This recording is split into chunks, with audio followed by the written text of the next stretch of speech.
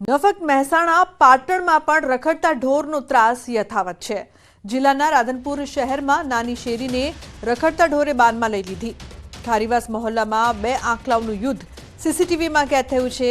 રહેણાંક વિસ્તારમાં આંખલા જાહેરમાં લડતા લોકોના જીવ પડીકે બંધાયા। તો મહોલ્લામાં આંખલા લડતા લોકોએ છોડાવવા પાણીથી લઈને લાકડીનો પણ સહારો લીધો। રાધનપુર શહેરમાં અવારનવાર જાહેર માર્ગો તેમજ મહોલ્લા પોળમાં જોવા મળે છે આંખલા યુદ્ધ। તેમ છતાં તંત્ર ઘોર નિંદ્રામાં જોવા મળી રહ્યું છે। તો લોકોમાં ડરનો માહોલ। રખડતા ઢોરની સમસ્યા, રહીશો પરેશાન। રમતા કિશોર પર રખડતા ઢોરનો હુમલો। મહેસાણાના પીલાજીગંજ વિસ્તારનો બનાવ સીસીટીવીમાં કેદ થયો છે। તો ગાયે ભેંટું મારીને કિશોરીને ઉછાળીને પટક્યો। નીચે પટકાતા કિશોરના માથામાં ગંભીર ઈજા થઈ છે। ઘાયલ કિશોરને હોસ્પિટલ દાખલ કરાયો છે। વંશ આયુર્વધુ નામનો કિશોર હાલ સારવાર હેઠળ છે। બનાવ બાદ સ્થાનિકોમાં પણ ભારે રોષ જોવા મળી રહ્યો છે। એક જ દિવસ એક જ ગામમાં બે લોકો પર દીપડાનો હુમલો। દાહોદના લીમખેડાના અગારા ગામમાં દીપડાનો આતંક જોવા મળ્યો। લોકોમાં ભારે ડરનો માહોલ છે। સવારે યુવક તો સાંજે મહિલા પર દીપડાનો હિંસક હુમલો। ગઈકાલે સવારે દીપડાએ યુવકના મોઢા, હાથ અને છાતીના ભાગે પંજા મારીને હુમલો કર્યો હતો। તો સાંજે ખેતરમાં કામ કરતી મહિલા પર દીપડાએ હુમલો કર્યો, જેમાં મહિલા ગંભીર રીતે ઘાયલ થઈ હતી। હાલમાં બંને ઘાયલો લીમખેડાની હોસ્પિટલમાં સારવાર હેઠળ છે। એક જ દિવસમાં માનવ લોહી તરસ્યા દીપડાના હુમલાથી ગામમાં ભારે ડરનો માહોલ છે। તો વન વિભાગે હાલમાં દીપડાને કેદ કરવા પાંજરા ગોઠવ્યા છે। તો ચાર પગનો આતંક અહીં જોવા મળી રહ્યો છે। એક તરફ રખડતા ઢોરનો ત્રાસ, બીજી તરફ ગાયે કિશોરને ઉછાળ્યો। તો દાહોદમાં દીપડાના હુમલાથી લોકો છે તે ભયભીત થઈ ગયા છે। સવારે યુવક અને સાંજે મહિલા પર હુમલો। ગામમાં દીપડાનો આતંક છે, રહીશોમાં ફફડાટ છે। તો બીજી તરફ પાટણ અને મહેસાણામાં ઢોરના આતંકથી લોકો હેરાન પરેશાન થઈ રહ્યા છે।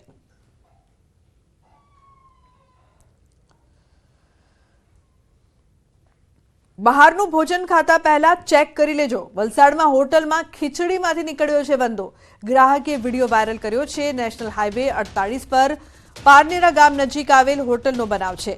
ગ્રાહકે મંગાવેલી ખીચડીમાંથી નીકળ્યો વંદો। 365 ગ્લોબલ કિચન નામની હોટલમાંથી ગ્રાહકે ખીચડી મંગાવી હતી, જે બાદ વંદો નીકળતા હોબાળો કર્યો। હોટલ વિરુદ્ધ ફૂડ વિભાગમાં કાર્યવાહી કરાઈ છે। ફૂડ વિભાગે સમગ્ર મામલે તપાસ હાથ ધરી છે।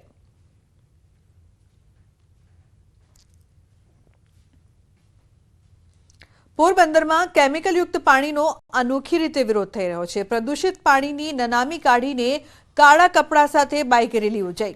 જે રીતે સ્મશાન યાત્રા યોજાય છે તે જ રીતે કેમિકલયુક્ત પાણીની સ્મશાન યાત્રા યોજીને વિરોધ કરાયો। હજારોની સંખ્યામાં લોકો બાઇક રેલીમાં જોડાયા।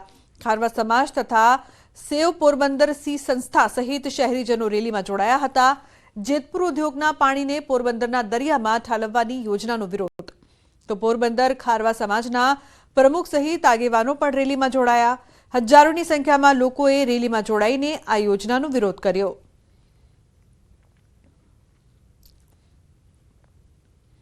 ગીર સોમનાથમાં છાત્રોને સહાયમાં મળતી સાયકલો ધૂળ ખાતી જોવા મળી રહી છે। મોટી સંખ્યામાં સાયકલો ધૂળ ખાતી અને આડેધડ ફેંકી દેવાયેલી હાલતમાં જોવા મળી। મનાઈ રહ્યું છે કે આ સાયકલોને થપ્પો ઉનાના કંસારી ગામનો છે। ગામના સરપંચ ચંદુભાઈના કહેવા મુજબ શાળાના અભ્યાસ કરતી યુવતીઓને આપવાની હતી, પરંતુ કોઈ પ્રોબ્લેમના કારણે આપવામાં ન આવી અને હવે ધૂળ ખાઈ રહી છે।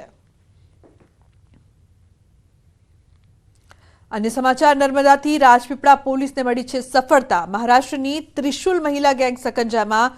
ભીડવાળી જગ્યાએ ચોરીને આપતી અંજામ। સીસીટીવીના આધારે ગેંગની પોલીસે કરી છે ધરપકડ। તો પોલીસે અંકલેશ્વરથી મહિલા ગેંગની ધરપકડ કરી છે।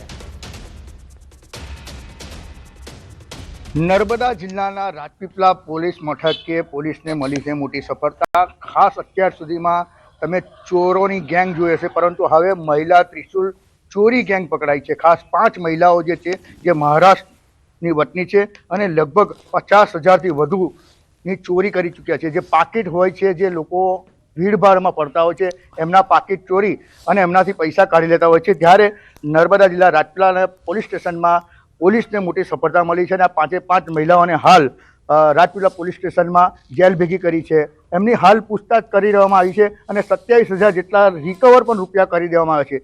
ત્યારે હવે જોવાનું એ રહ્યું કે અત્યાર સુધી જે ચોરો હોય છે, જે ચેન સ્નેકર હોય છે, જે ચેનો ખેંચી જતા હોય છે અને મોટી ચોરી કરતા હોય છે, પરંતુ હવે મહિલાઓ પણ ચોરીના ગેંગમાં સક્રિય થઈ છે અને 5 મહિલાઓને નર્મદા જિલ્લાના રાજપીપળા પોલીસ સ્ટેશનમાં લાવવામાં આવી છે અને રાજપીપળા પોલીસને મોટી સફળતા મળી છે. હવે જોવાનું રહ્યું કે આ મહિલાઓ પાછળ હજુ કેટલી ગેંગ પકડાઈ છે અને આ મહિલાઓએ કેટલી ચોરી કરી છે. દીપક પટેલ, ન્યૂઝ 18 ગુજરાતી, નર્મદા.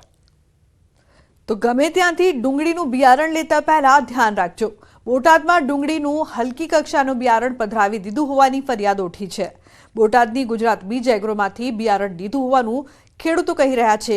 કેટલાક ખેડૂતો કહી રહ્યા છે કે 90 દિવસની ઉત્પાદનની વાત કરવામાં આવી હતી, જેવી સામે આજે 100થી વધુ દિવસ થઈ ગયા છે, છતાં પણ ઉત્પાદન થયું નથી. આથી વીઘા દીઠ 35,000 જેટલાનું નુકસાન થયું હોવાનું ખેડૂતો કહી રહ્યા છે. ડુંગળી જે 80 થી 85 દિવસે પાકી જતી હતી, એ ડુંગળીને આજે 110 દિવસ થયા છે અમારે, પણ હજી કઈ દડો બનતો નથી.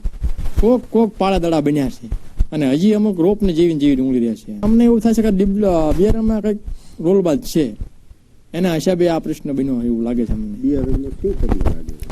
એક તો 80 થી 90 દિવસે બની પડે, બની નહીં. બીજા નંબરમાં કલરમાં ફેર બતાવે છે. જે કલર 135 નંબર જતું ને એમાં ઓન નથી નીકળ્યું, જામુડિયા કલરનું દેખાય છે. 135 નંબરનું બિયારણ છે કલર્સનું અને ગુજરાત નિક બીજમાંથી લીધેલું છે.